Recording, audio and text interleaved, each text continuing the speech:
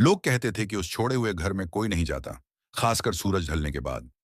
लेकिन जब आकाश, समीर और रिया ने इस चेतावनी को नजरअंदाज किया, तो उन्हें एहसास हुआ कुछ दरवाजे कभी नहीं खोलने चाहिए। आकाश, समीर और रिया तीन दोस्त थे जिन्हें रहस्यमयी और डरावनी जगहों की तलाश करना पसंद था। इस बार उन्होंने सुना था कि एक गांव में एक शापित घर है जहां जो भी गया वो कभी वापस नहीं आया। गांव के बुजुर्गों का कहना था कि वो घर केवल इंसानों का नहीं, बल्कि कुछ और ही चीजों का बसेरा है। रात के समय तीनों गांव पहुंचे, लेकिन गांव में अजीब सन्नाटा था। गलियों में कोई नहीं था और हवा में एक भारीपन महसूस हो रहा था। जब वे उस घर की ओर बढ़े, तो रास्ते में उन्हें एक बूढ़ा व्यक्ति मिला। उसकी आंखों में अजीब सी दहशत थी। उसने धीमी आवाज में कहा, उस घर में जाने की गलती मत करना। वहां जो भी गया वो कभी वापस नहीं आया। लेकिन समीर ने हंसते हुए कहा, बाबा, ये सब सिर्फ डराने के लिए कहानियां हैं। हमें भूतों से डर नहीं लगता। बूढ़े ने बस एक लंबी सांस ली और वहां से चला गया।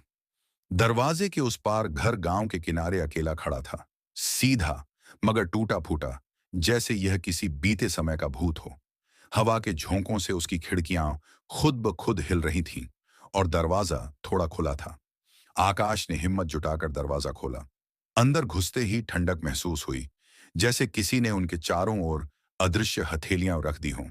घर अंदर से बड़ा था, लेकिन भयंकर रूप से खामोश, एकदम अस्वाभाविक खामोशी।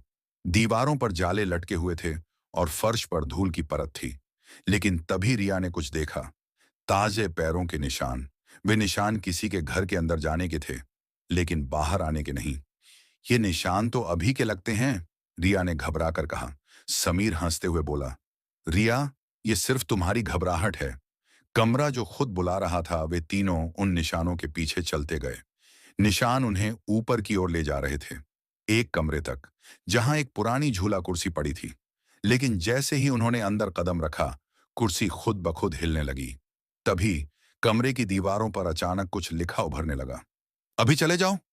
रिया डर कर पीछे हटने लगी, लेकिन समीर ने मजाक उड़ाते हुए कहा, यह सब सिर्फ हवा का असर है।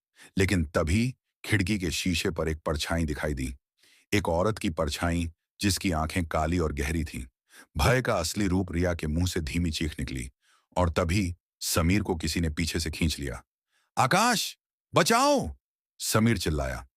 आकाश और रिया ने देखा कि कमरे की दीवारों से काले हाथ निकल रहे थे, जो समीर को अपनी ओर खींच रहे थे। समीर पूरी ताकत से छटपटा रहा था, लेकिन वो हाथ उसे पकड़कर कमरे के अंधेरे में समा गए। एकदम सन्नाटा छा गया। भागने की आखिरी कोशिश, रिया कांप रही थी। आकाश ने तुरंत पास रखा एक लैंप उठाया और उसे खिड़की पर दे मारा। शीशा चकनाचूर होते ही एक भयानक तेज हवा चली और पूरा घर हिलने लगा। भागो! आकाश ने चिल्लाया। वे दोनों सीढ़ियों की ओर भागे, लेकिन दरवाजा अब बंद था। उन्हें पीछे से किसी के पैरों की आवाज सुनाई दे रही थी।